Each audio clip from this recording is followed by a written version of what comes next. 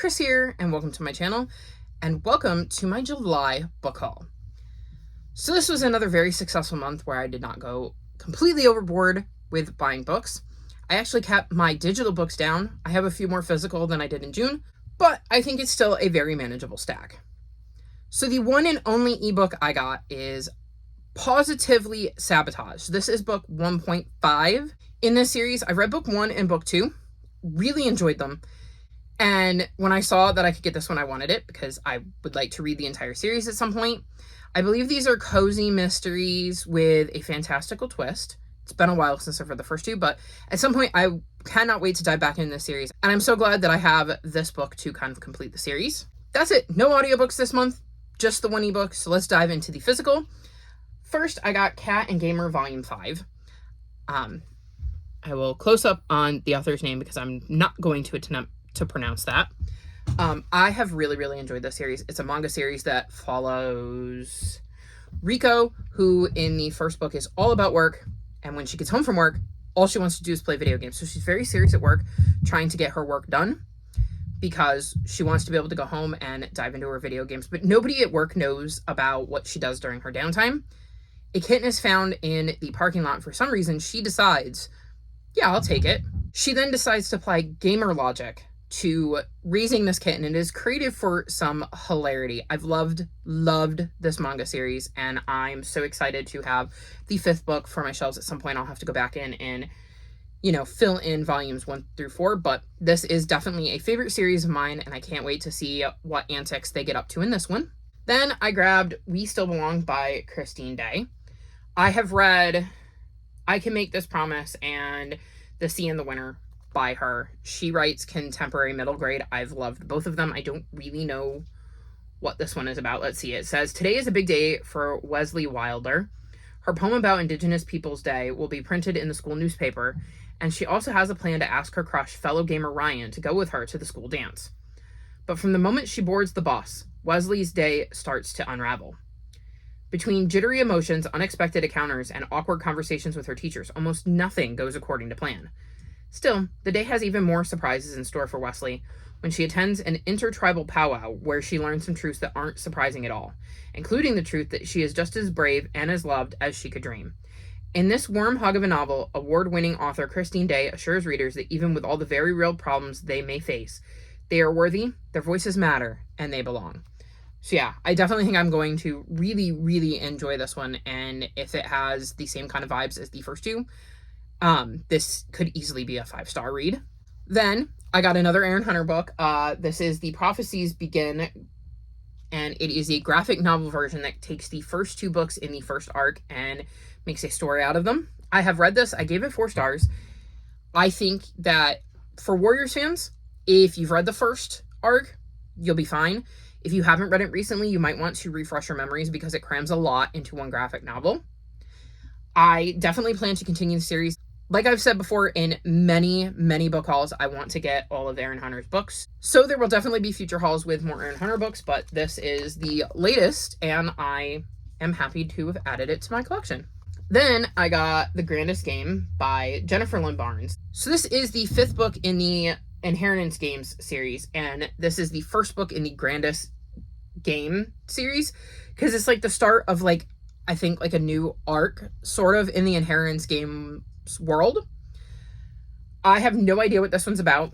I think because I just recently read The Brothers Hawthorne, which is book 4, that I kind of have an idea of where it's going, but I don't really want to say anything because it would spoil, well, the first 4 books. But I have really enjoyed this YA mystery series. If it continues to have those curious vibes, I see no reason why I won't enjoy this one as well. Hopefully it won't take me an entire year to get to this one like it did for The Brothers Hawthorne, but I definitely will continue to buy the books in this series because I've been having a really good time with it. Then I got a picture book, Trick or Treat on Scary Street by Lance Bass. Lance Bass is a member of NSYNC. I have loved NSYNC since I was 11 years old, so when I saw that he had written a picture book, I absolutely had to have it. I am very excited to get to this one. I'm going to assume it has something to do with Halloween, given the vibes and the fact that that's Lance's favorite holiday.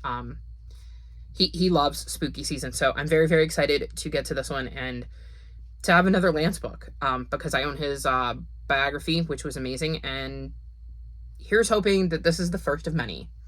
Then I got Time to Party by Molly Knox Ostertag, and this is the second book in the Dungeon Club series.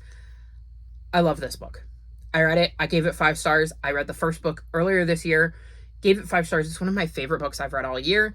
And I immediately then went to pre-order this one. This is a graphic novel series that follows Jess and Olivia. And in the first book, they run a solo D&D campaign with Olivia being the, Dungeon Master? Is that what it's called? I really don't know much about Dungeons & Dragons, if I'm being honest. It's not something I was ever really into.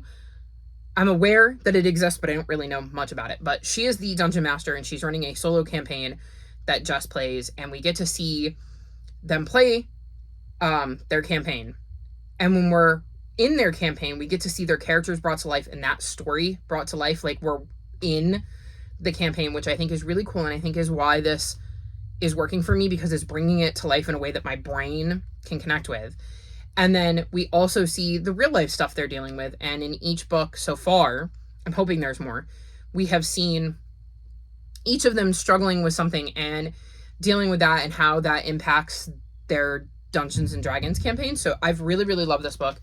I think the art is really nice. So actually here's a great scene where you can see one of the characters from their Dungeons and Dragons campaign. And yeah, I've just really, really loved the series. I can't wait for there to be more. And yeah, it's one of my favorite series I've read all year. Then I was kindly gifted by Reading on My Breaks. Michelle, thank you again. I thank you in so many videos. It's overwhelming because I've been mentioning this book a lot. I got The Troublemakers. This is the 3rd book in the Hatmaker series. I've recently read this. I loved it. I love this series. It follows Cordelia Hatmaker, who in the first book kind of introduces us to the world. She is a hat maker, hence being Cordelia Hatmaker, and has the ability to make like magical hats.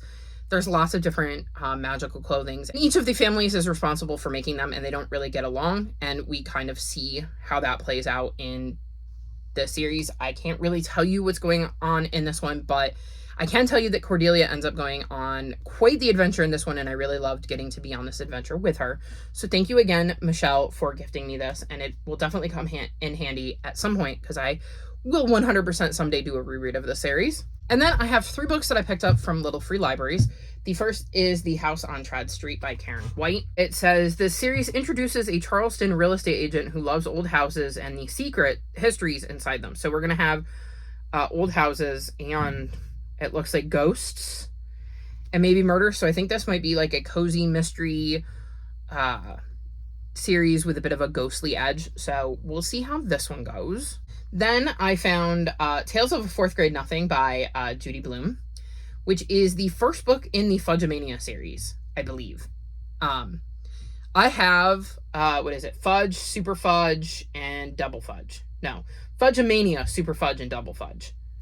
And I didn't have this one. I don't know if I ever at any point read this, but when I saw it, I knew I kind of needed to grab it because it would help complete my series, and it'll be a nice little throwback to like childhood when I want to pick it up, because I've always had fun with the rest of the Fudgemania books. So we'll see if this one is as good as the other 3. And then the last book I got is Mice of the Round Table, A Tale of Camelot. And I believe this is going to be some sort of King Arthur retelling that involves mice POV. I mean, I saw the cover and went, that looks like the type of book I would like to read. I don't really know much more about it. I guess I'll find out when I get to it, but it seemed like something I would like, at least based on the cover. And hopefully it lives up to its cover. So there you have it. Another haul. Like I said, I definitely reined things in.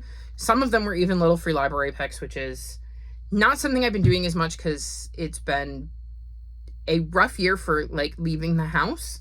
Haven't really wanted to do it much and like hop out of the car to drop off books. I should probably do it more, but I did do a few this time. I got a gift. Again, thank you, Michelle. I really, really appreciate that. And I filled in some, authors I really like or series that I'm working on. So very happy with this haul. All of my social media is linked in the description below if you'd like to come chat with me. If you've made it this far in the video, leave me book stack emojis, like this video, and subscribe to my channel, and I'll talk to you next time. Bye!